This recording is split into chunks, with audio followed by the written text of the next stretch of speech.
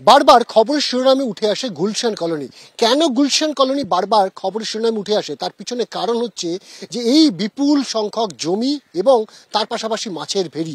আমরা এই মুহূর্তে যে জায়গায় দাঁড়িয়ে রয়েছি এটা হচ্ছে একেবারে 108 নম্বর ওয়ার্ডের গুলশান কলোনি এলাকার মধ্যে পড়ে, যেখানে প্রচুর সরকারি খাস জমি রয়েছে, যেখানে অবৈধভাবে ভরাট করে সেখানে একের পর এক বহুতল উঠে যাচ্ছে বেআইনিভাবে, এবং তার পাশাপাশি কিন্তু অবশ্যই মাছের ভেড়ির দখল।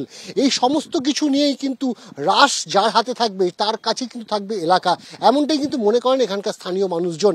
এবং যখন নভেম্বর মাসে অর্থাৎ 2024 নভেম্বর মাসে যখন সুশান্ত ঘোষের উপরে আক্রমণ হয়েছিল, সেই আক্রমণের ঘটনাতেও কিন্তু গুলশান কলোনির যোগ উঠে এসেছিল এবং গুলশান কলোনি কিন্তু অন্যতম আলোচ্য বিষয় ছিল। এবং বারে বারে এই ঘটনা কিন্তু দেখাচ্ছে যে গুলশান কলোনিতে গতকালও যে দুষ্কৃতী তাণ্ডব হয়েছে তার পিছনে কিন্তু এলাকা দখলের লড়াইটাই কিন্তু মূল উদ্দেশ্য।